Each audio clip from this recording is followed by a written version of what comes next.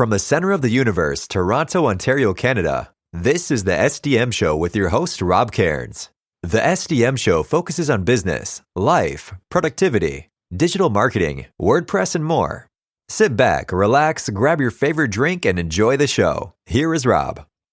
Hey everybody, Rob Cairns here. In today's podcast, I'm here with my good friend, Ryan Waterbury, for our monthly segment. And today we're going to talk about how to grow your business and specifically your agency.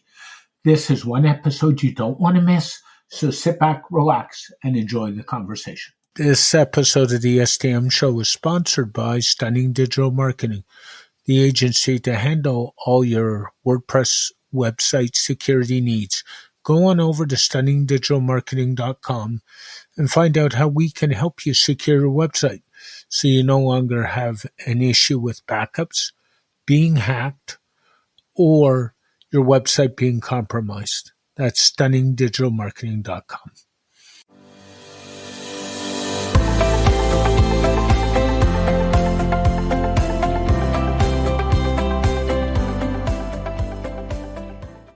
Hey everybody, Rob Cairns here. And in today's podcast, I have my good friend Ryan Waterbury with me today. How are you, Ryan? I'm doing well, finally. How are you doing? Not too bad. Just coming off a little mini vacation. So, that does wonders to the brain and everything else that goes with it. So today I thought you and I, in our kind of monthly segment, you threw the idea out there that we should talk about growing your agency.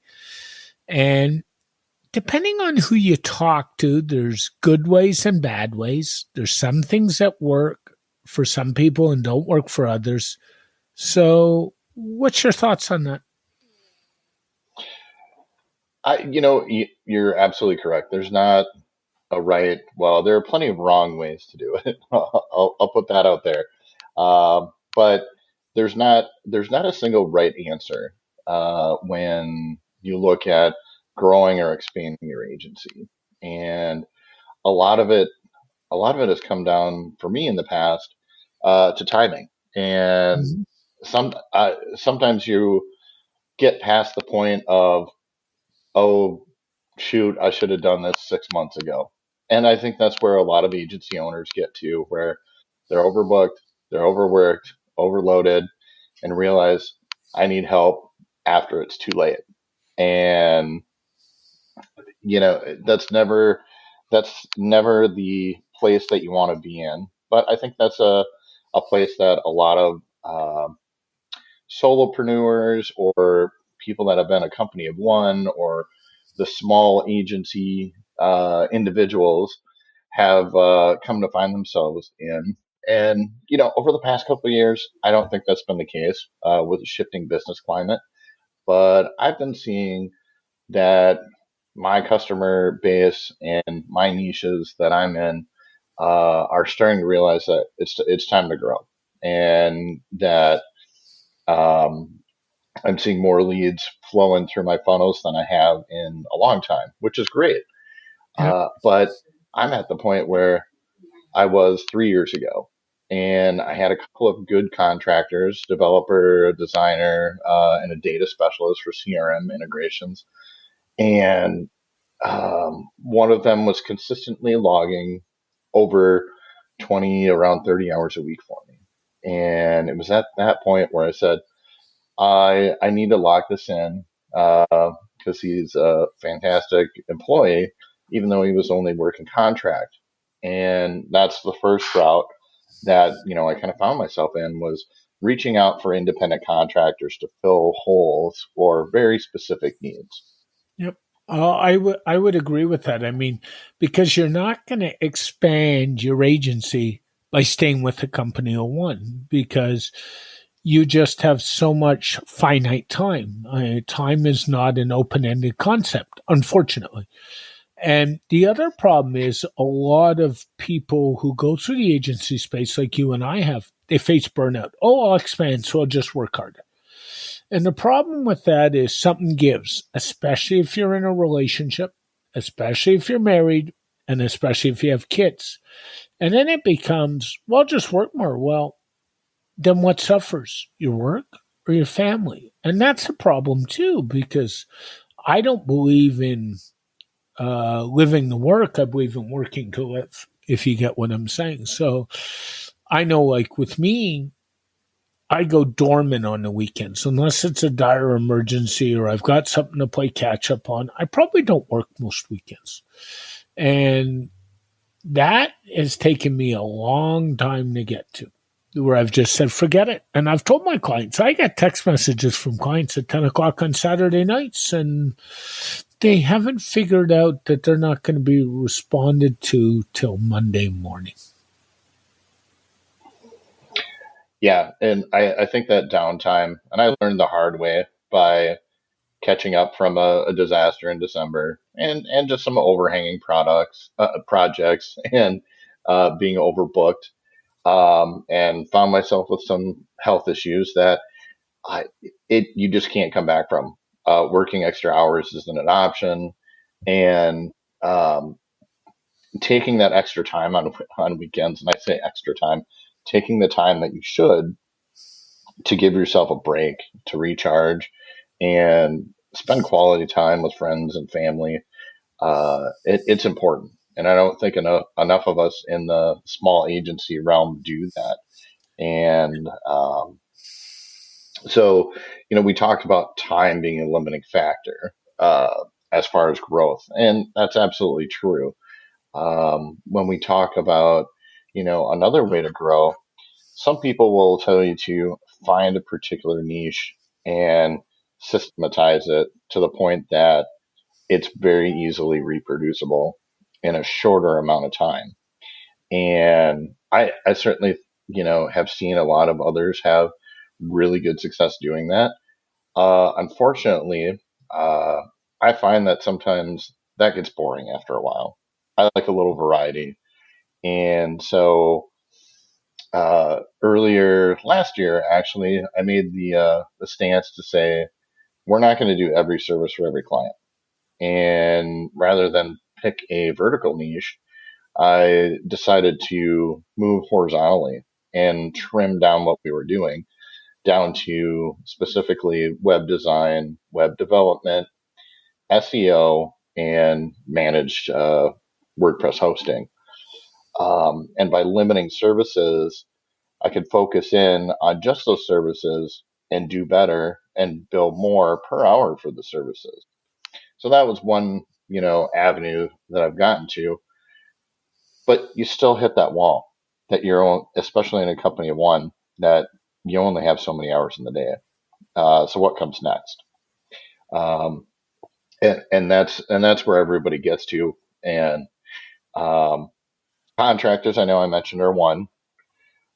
Strategic partnerships with other agencies or other small company of one type agencies are another route to go. And had a really successful project with Rhonda Nygaard at Fat Dog Creatives this fall. And finding that collaboration is another route to go.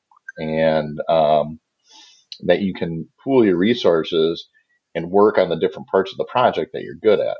And find somebody that's complementary to work with.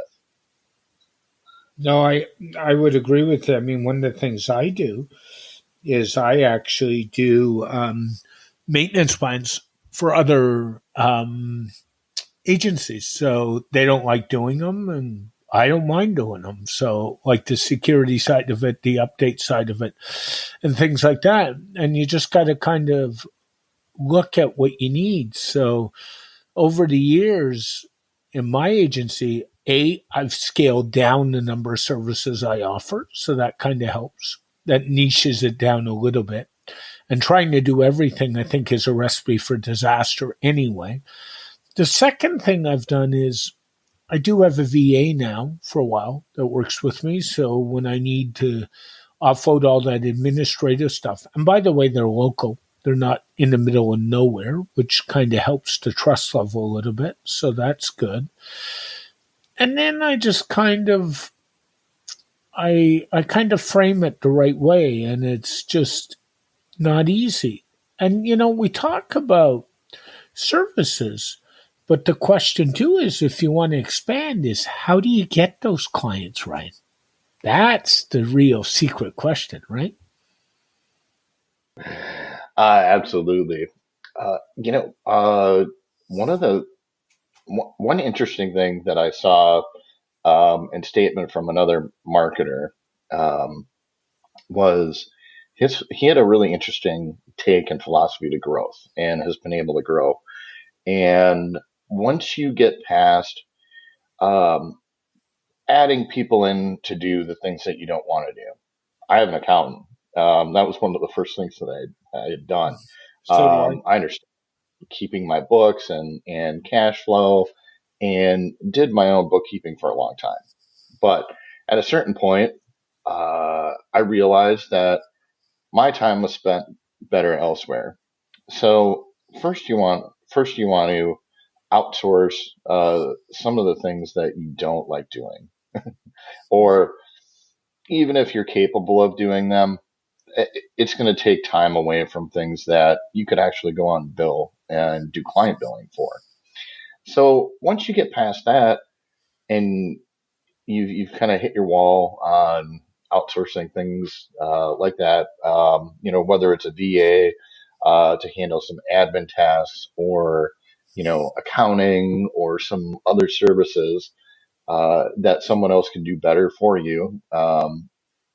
You get to the point, and you have to be comfortable with finding someone to do the things that you're good at, that you like doing, and it's really hard to let go of some of those things for myself. And I know a lot of other small agency owners that want to keep things small, but there comes a point when you want to expand that, and this is what this other marketer had said.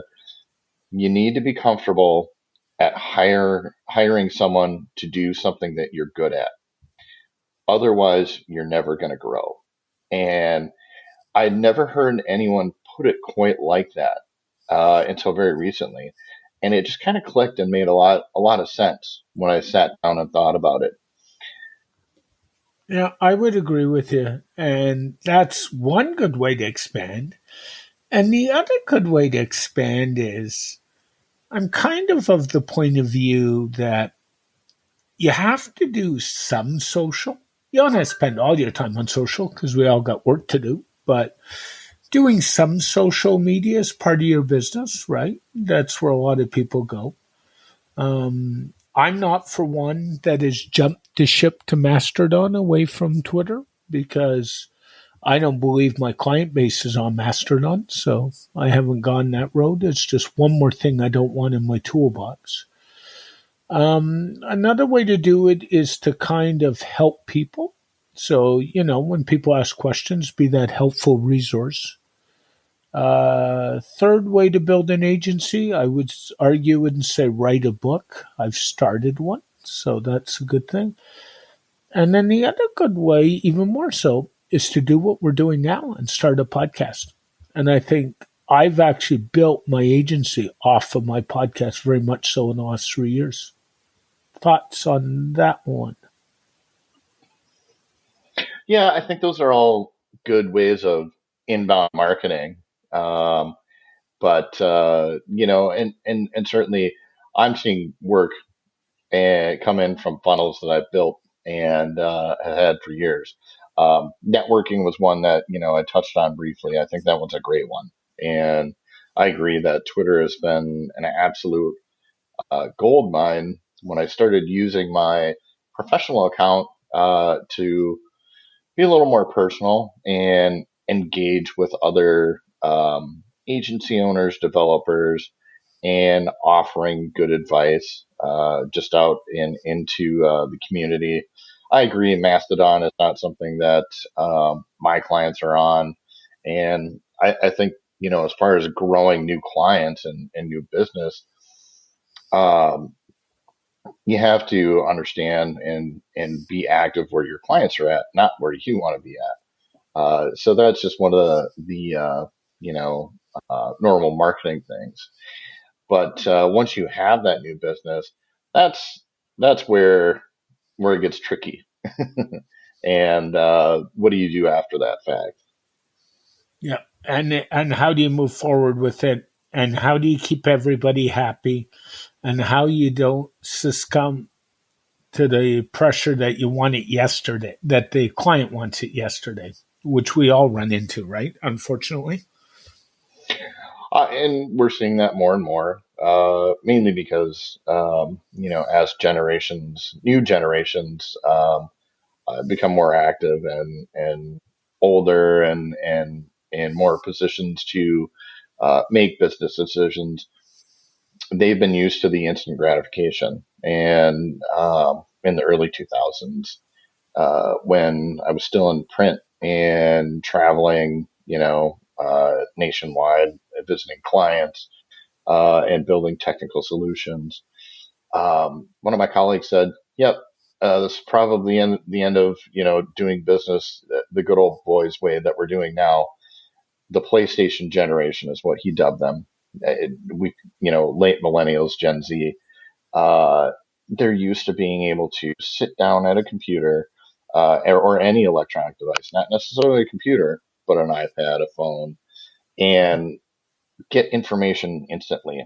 So the customer bases and expectations are changing quite a bit from, even 10 years ago. I think the uh, expectations and attitudes of clients has changed a little bit to that instant gratification feeling that they expect things a little quicker these days. No, that is so true, and it's just a fact of the life of where we're at. Do you think paid ads have any value into building your agency? Oh, absolutely. That actually, I have turned off again my paid ads that direct to landing pages on my site, and have been building just through organic traffic because I had too many leads, and done successfully, PPC campaigns are still absolutely necessary if you really want to grow. And the trick is finding a budget that you're comfortable with that can bring you in quality leads. And here again, if you're not a PPC specific agency or you don't have that experience and you want to scale and grow, go find an agency to help you. Like if you're a web dev shop, um, man, I have seen some horrible marketing and just wasteful spending from some, other small agencies because they wanted to do things internally. There are, specific niched, and this is when I talk about the horizontal niche where there are PPC specific agencies to help. And they're useful in growing business. Paid ads, yeah, absolutely. If you want to bring in new clients, hands down, that would be my first thing to do. SEO start at the same time if you haven't done it. And what we haven't talked about, and you and I both do, is your newsletter. So where do you sit on that one?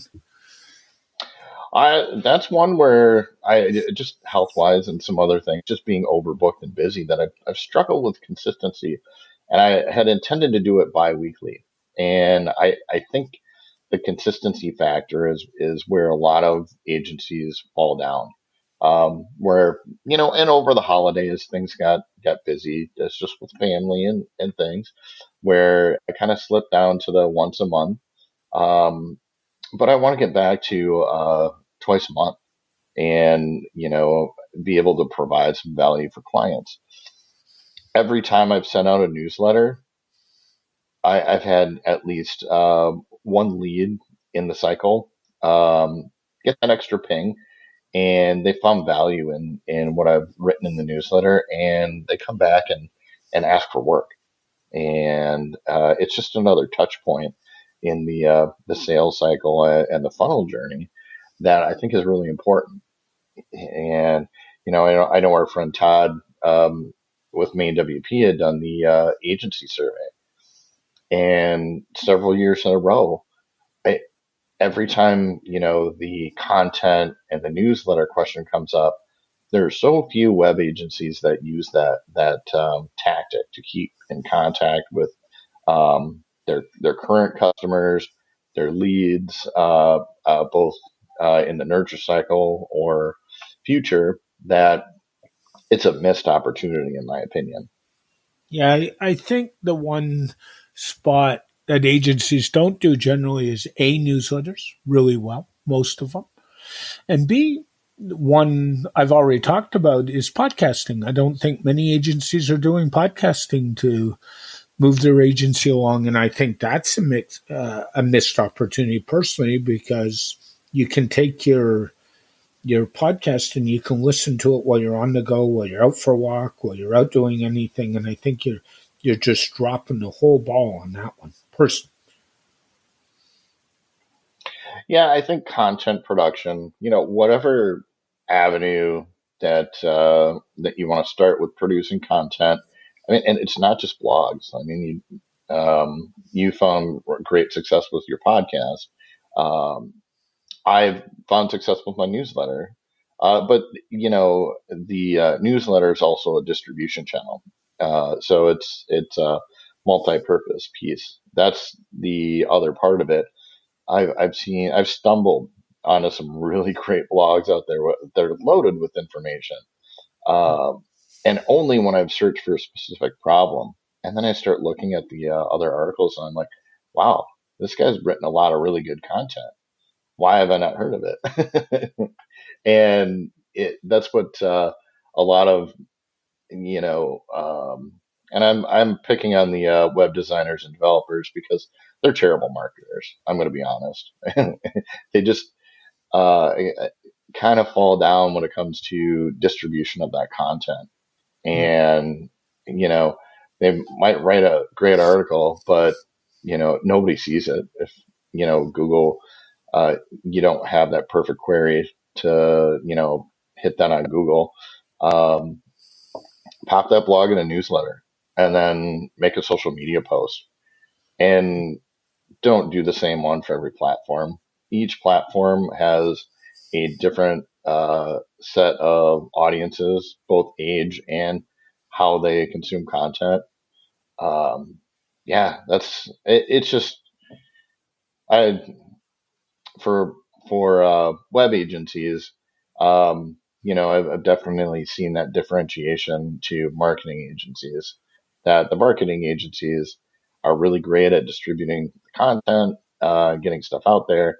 Where that comes back to the complementary agency piece, where some of their web stuff isn't real great, and they could definitely use some help there, both for design and development.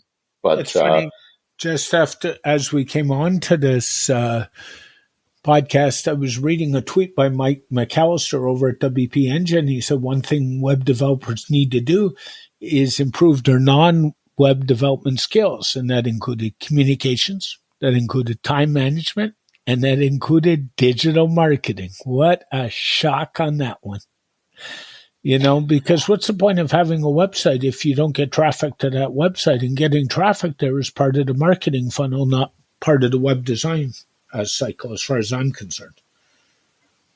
yeah, everything's so interconnected these days, and um, there are some agencies, even small company of one agencies, that do the whole package really well, but then they get capped on time because every once you start layering things on top of each other, you run out of time to do things. And then you have to look at you serve a smaller number of clients for a higher billing rate, or um, you get into that very specific niche where you can recycle some of the skills and tactics, into that niche for many clients. Yeah. Um, and So true. those are the really successful super small agencies, the ones that have figured that out. But a lot of them, are like, and for myself, I talked about it variety. I like working in that certain range. When I say small business, that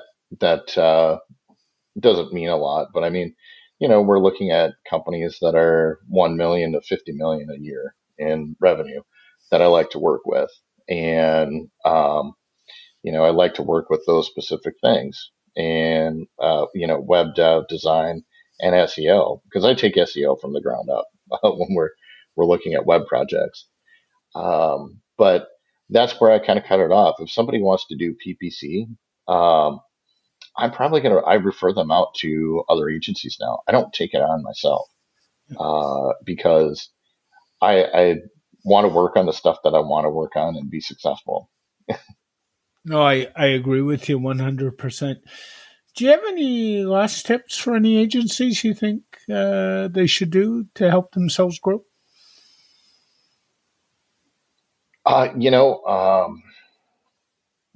One of the best things I think that I've seen is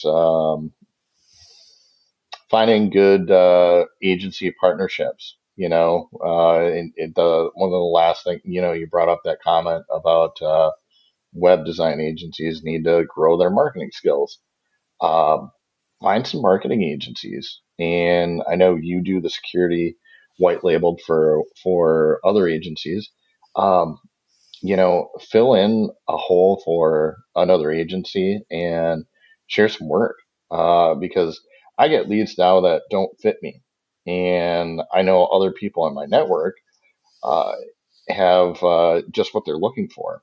So, one, build your network. Um, you know, there's competition out there, but there's also cooperation. And that's why I've enjoyed Twitter. I found a lot of people to cooperate with. So that's my biggest tip is grow your network and work with other agencies that um, are complementary.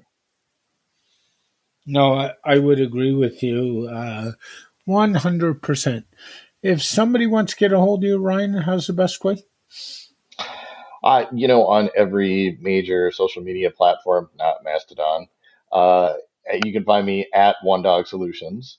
You can find my website, onedog.solutions. And if you want to email me directly, ryan.waterbury at onedog.solutions. And while you're emailing Ryan, make sure you ask him about his two deadbeat office managers because they don't seem to be doing anything once again. And the more things change, the more those two stay the same. Right, Ryan? Exactly. You have a wonderful day, my friend. We will talk soon, I am sure. Have a great day. You as well. Bye-bye.